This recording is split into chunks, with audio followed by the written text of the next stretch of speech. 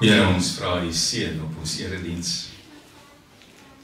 U die Vader wat alles gemaak het. U die Seun wat vir ons gesterf het en U lewe gegee het. En U die Heilige Gees wat voortdurend met ons besig is, wat in ons werk, wat met ons werk, wat deur ons werk. Aan U kom toe alle lof en eer, tot in ewigheid. Amen. Ons gaan vandag lees uit Johannes 3. Ons is by die 6de Lydenssondag.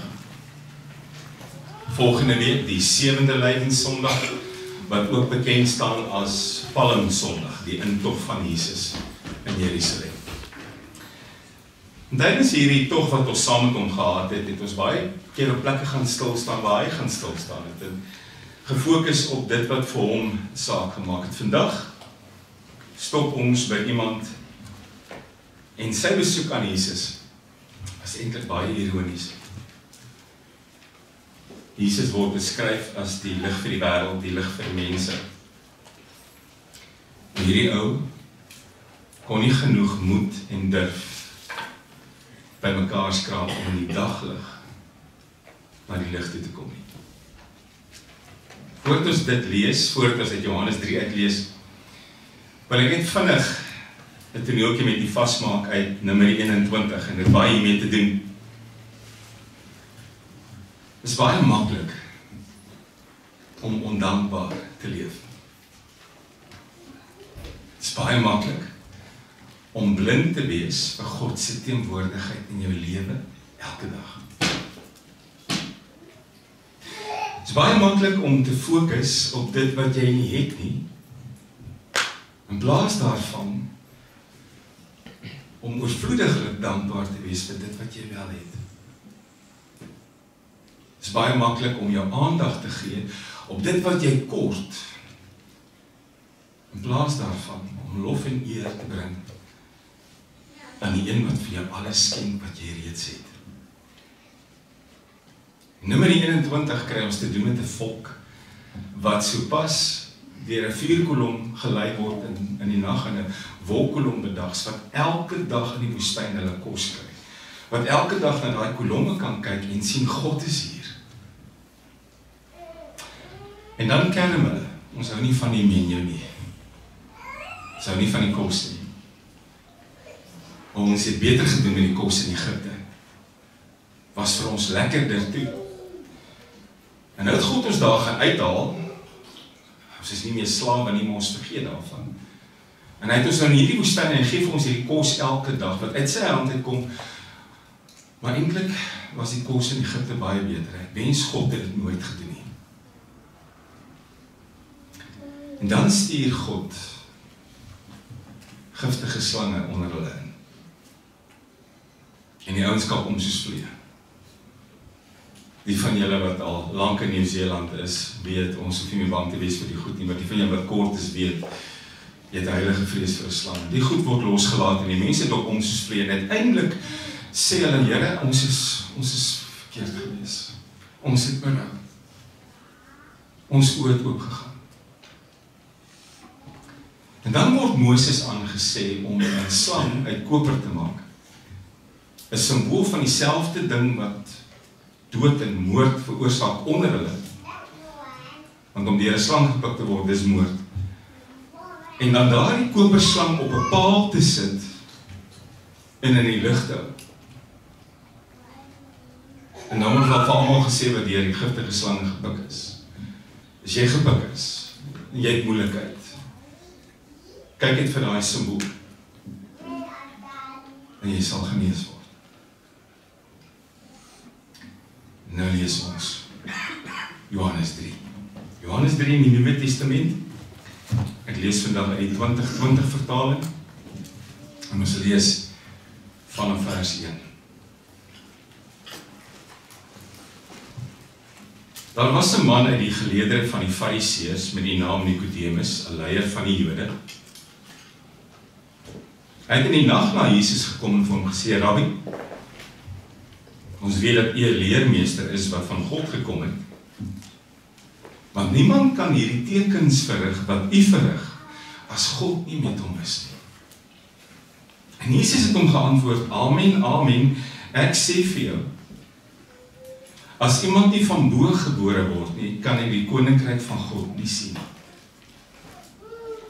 Nikodemus sê vir hom, hoe kan 'n mens weer gebore word, as hy reeds oud is? Hy kan tog nie 'n tweede keer in die moederskoot ingaan en gebore word nie.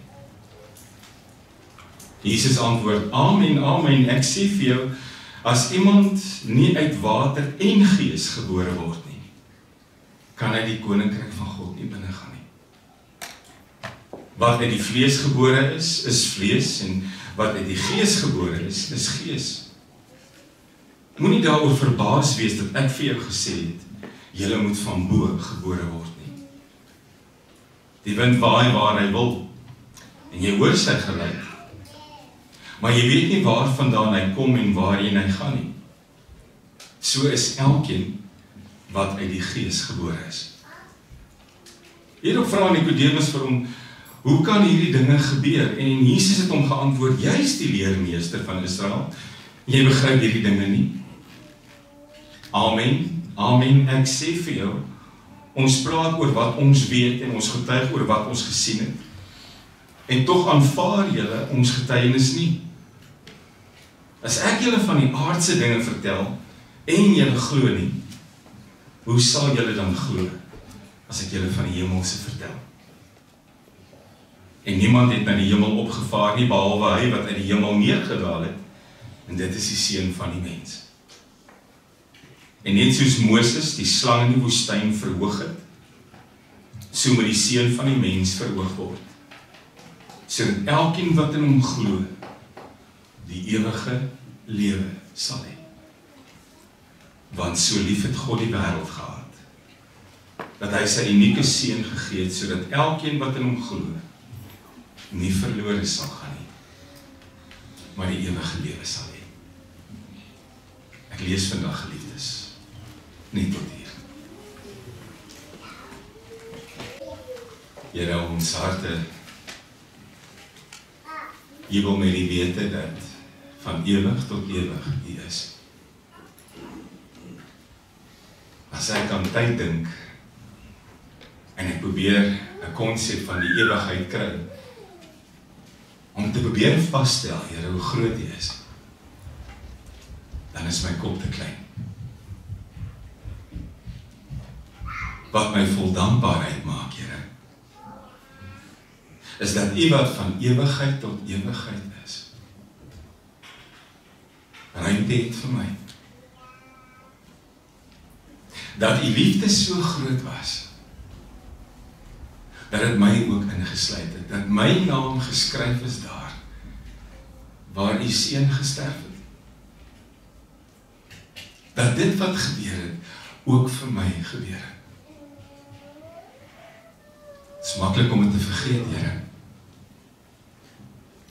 Het is maklik om dit te verdwerg met die gewone goed wat elke dag gebeur.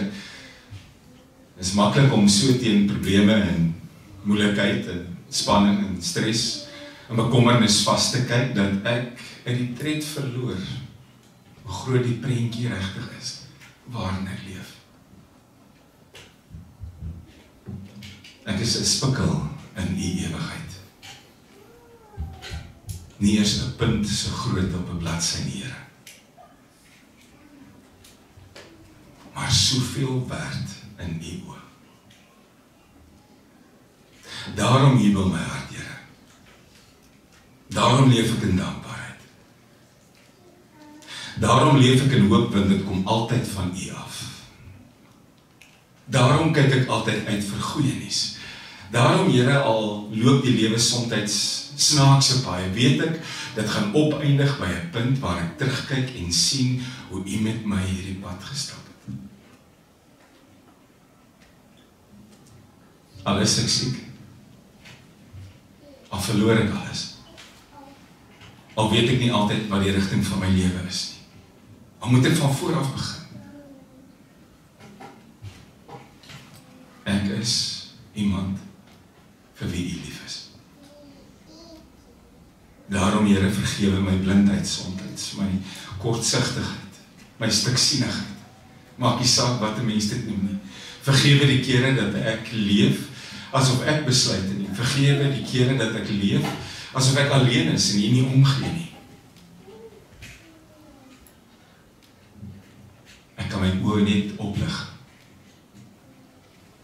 Aan 'n kruis het iemand eendag gehang, en dit het my lewe verander. Ons bid vandag vir mekaar, ons bid vir geliefdes wat siek is, ook ons kerkfamilie, ons bid vir geliefdes wat herstel, Here.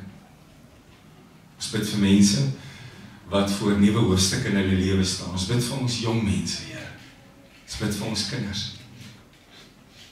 Uiteindelik voor hulle lê 'n vakansie, 'n welverdiende breek, wanneer ons gesinne in hierdie tyd op die pad verskyn, Here, wees met hulle. Ons dra hulle op aan U. Dankie dat U vir ons goed is. Dankie dat ons ook ons geliefdes ver in Suid-Afrika of Namibië, reg deur die wêreld, aan U kan opdra. Dankie, Here, dat ons weet U is daar. U is teenwoordig, ook by hulle.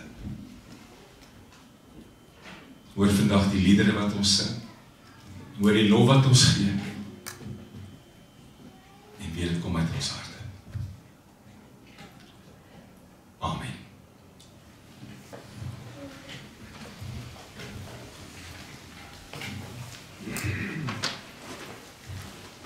Aan die begin was die woord,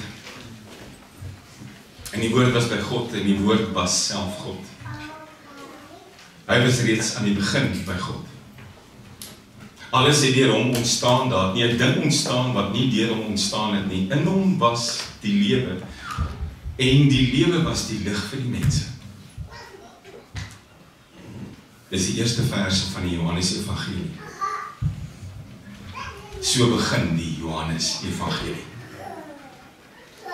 In hom was daar lewe, en die lewe was die lig vir die mense. Die lig kon die duisternis nie uitgedoof kry nie. Die lig het bly skyn. En nou stap ons die pad verder saam met Johannes. En uiteindelik weet ons waar Jesus se pad eindig. Want een Vrydagmôre, toe doof hulle daai lig uit.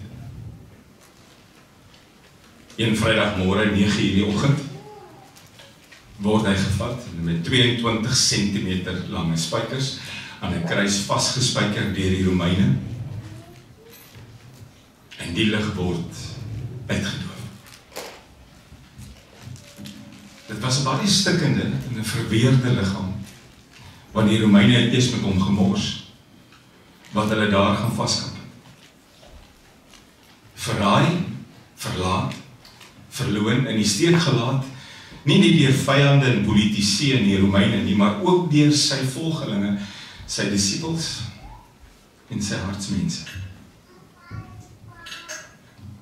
En toe 12:00, nadat hy 3 ure gehang het,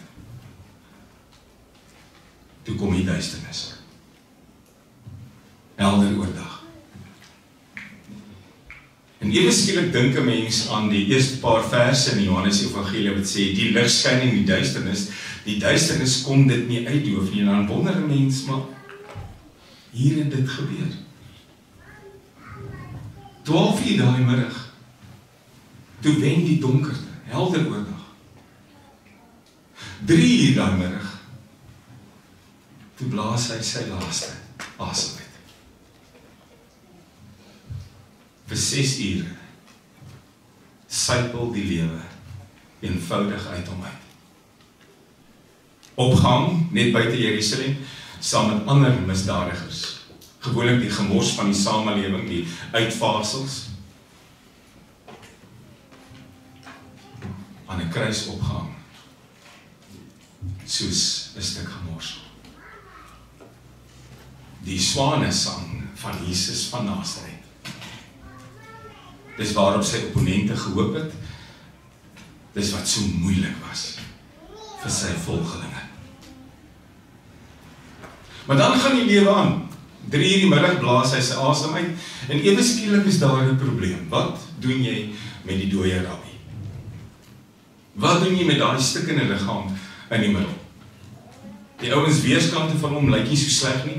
Hulle was nie geslaan en gegeesel nie. Hulle bene word gebreek sodat hulle kan doodgaan. Hoekom? Want daar's 'n dilemma. Die Romeine het nie omgegee nie.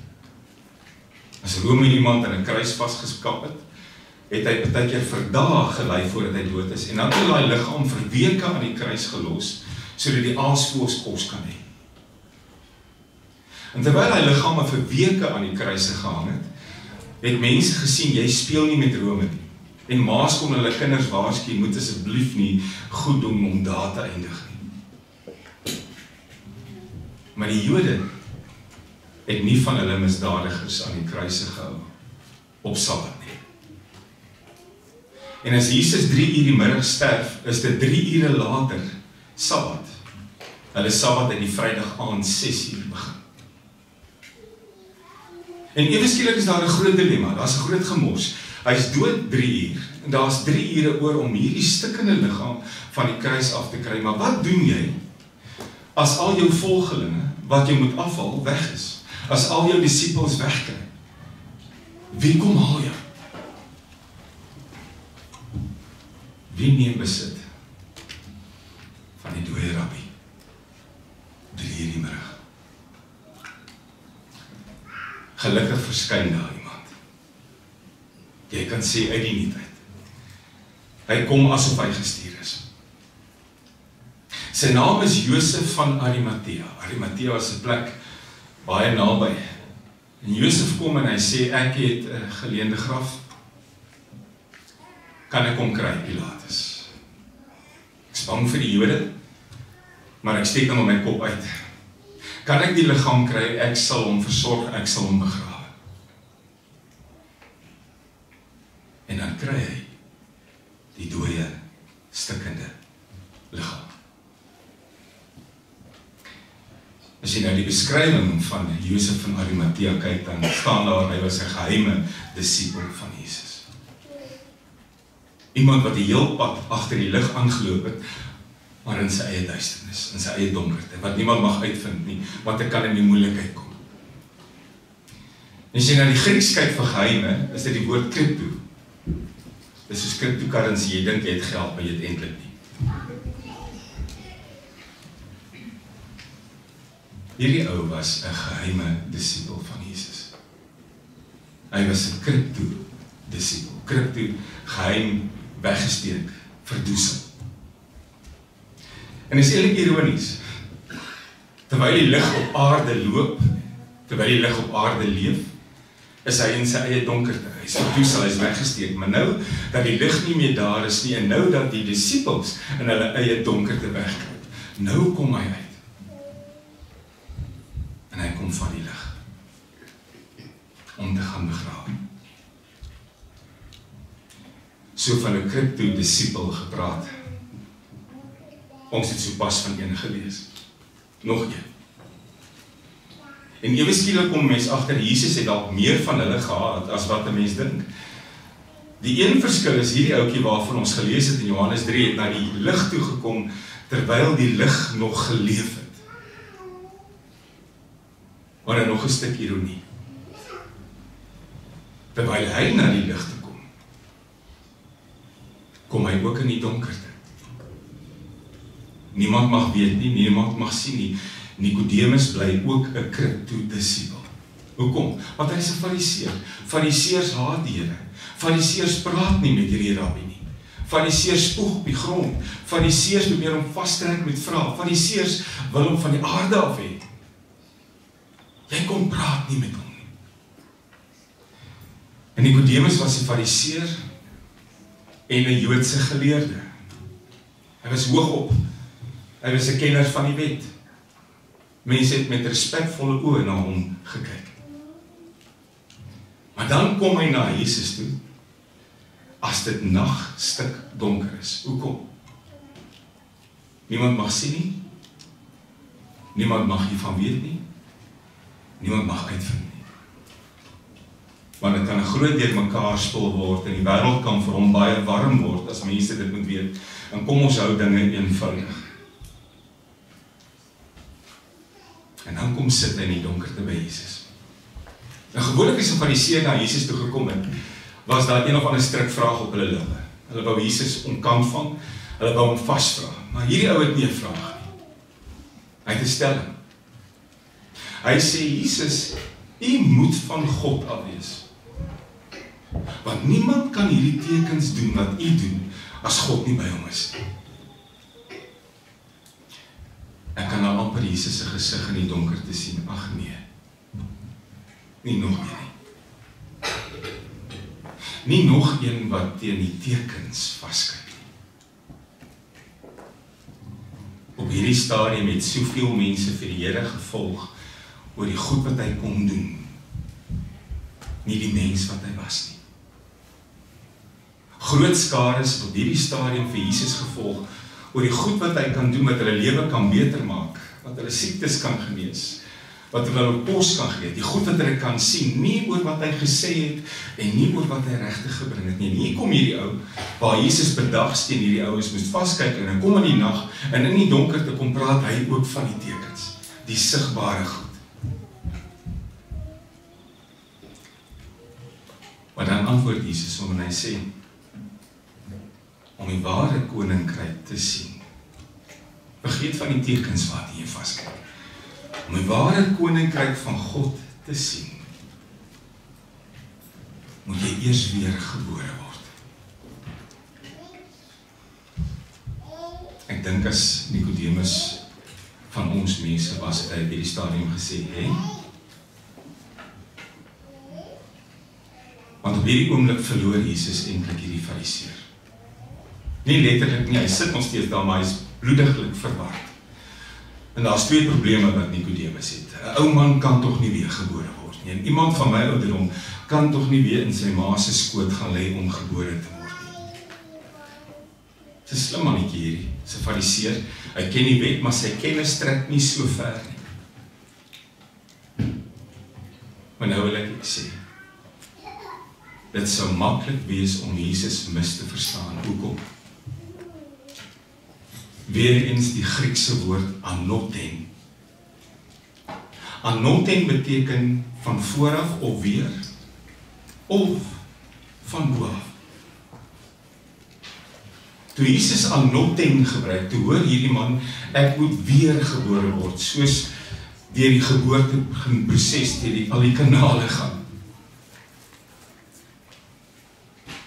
Maar dis nie wat Jesus bedoel het nie.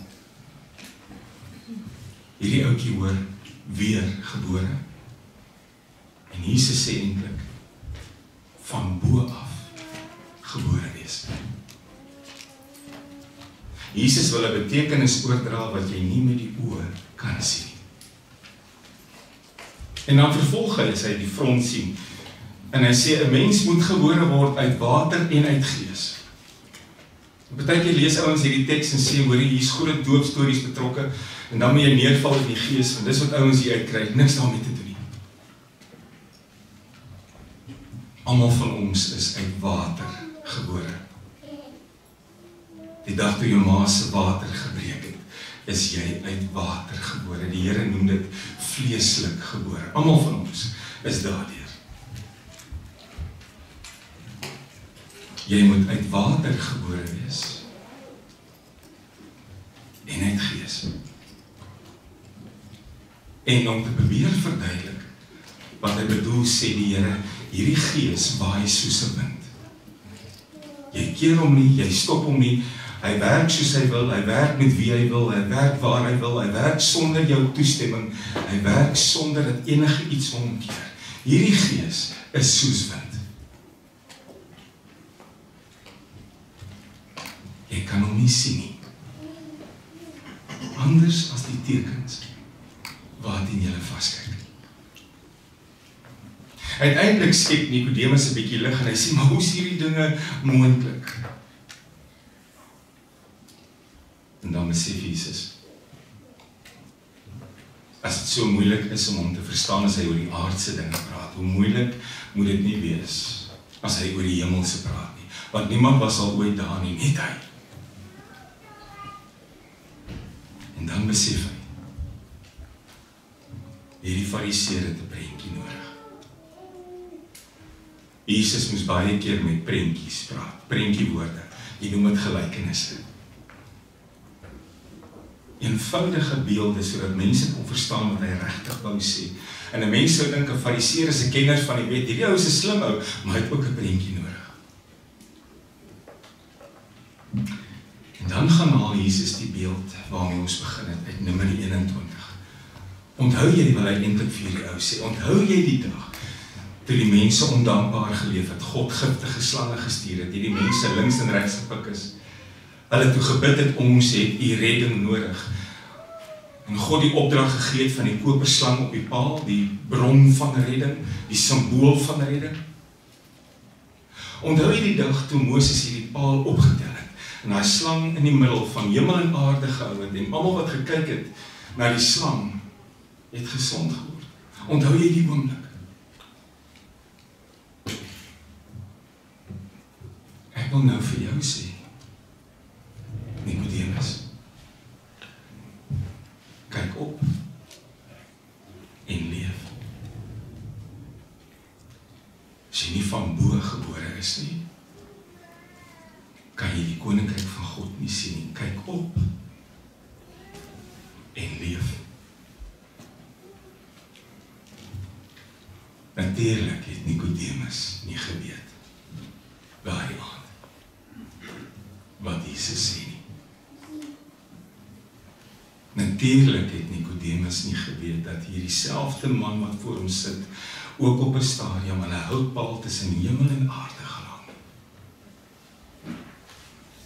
Natuurlik het Nicodemus nie besef dat daai oomblik die oomblik van nuwe lewe vir ons almal sou wees nie. Natuurlik het Nicodemus nie besef dat daai oomblik die geboorte oomblik van ons ewige lewe sou wees nie.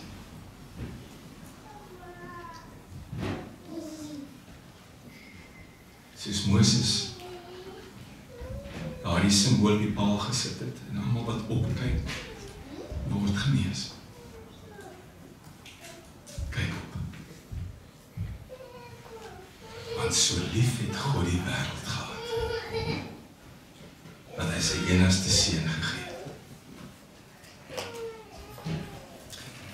So eindig die gesprek met daai aand. Nergens agterna hoor jy wat Nicodemus gedoen het nie.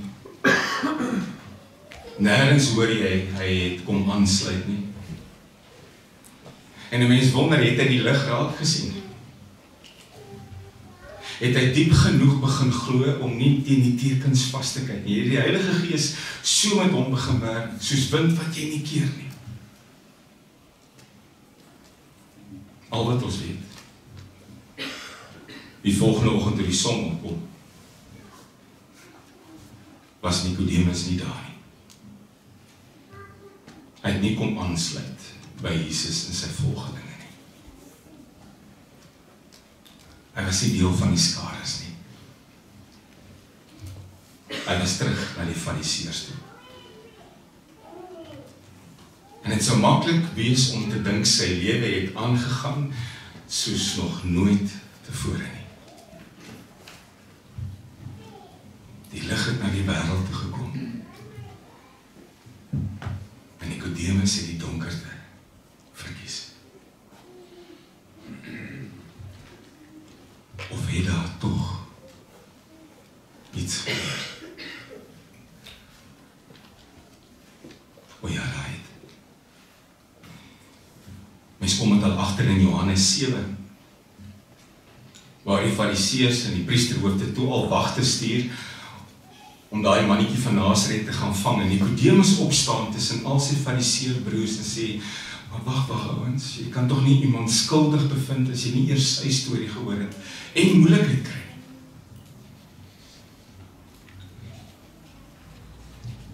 Maar dan hoor jy weer 'n keer van Nicodemus. In Johannes 19. Toe Josef van Arimatea onder daai kruis staan en die vernielde liggaam begin afval. Dis daar nog 'n paar hande. Nicodemus. Hy kom toe finaal uit sy donkerte uit. Hy kom al die lig van die wêreld van daai paal af en hy gee nie om wie hom sien nie. Hy gee nie om wat die mede-fariseërs gaan sê nie. Hy gee nie om wie wat gaan doen nie. Gaan lees Johannes 19. Hy bring 33 liter mirre saam. Dis 100 liter in daai tyd. Ewe skielik word 'n kring voltooi. Goud, wierook en mirre vir die koning. Goud het jy in daai tyd vir 'n koning gegee, wierook was gewoonlik vir 'n god. En mirre, dit was 'n stuk boomhars wat gewoonlik tot 'n salf verwerk was, wat jy aan wonde gesmeer het en mense mee kon balsem.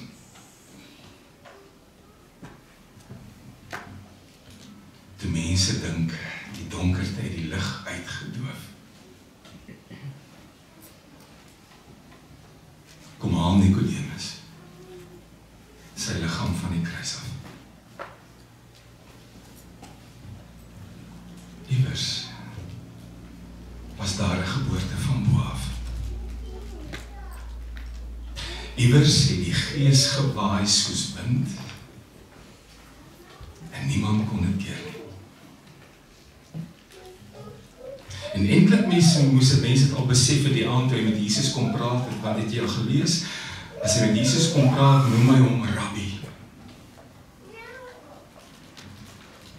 Die Fariseërs het Jesus nie Rabbi genoem nie. Toe dit donker word vir die lig, stap hierdie man uit sy donkerte uit. En hy gee nie om wie dit sien. Die kruis maak van ons nuwe mense. Die kruis is my en jou se geboorte in die ewige lewe in van bo af. Die kruis laat ons in helder daglig sê, ek glo, ek bely, ek volg U, want U is my lewe. Amen.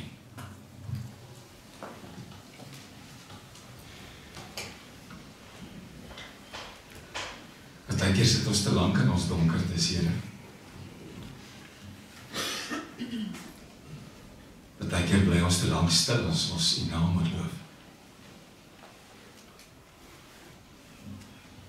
Partykeer skram ons weg van die lig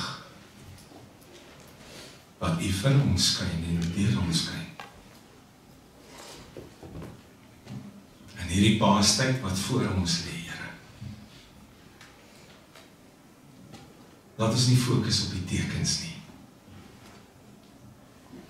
maar op die wonderlike geboorte wat vir ons almal plaasgevind het. Dankie vir die voorreg om U sin te mag wees. Amen. Geliefdes, ontvang die seën van die Here en elkeen van julle gaan in vrede. Die genade van ons Here Jesus Christus, die liefde van God ons Vader en die gemeenskap van die Heilige Gees sal met julle elkeen bly wees. Amen.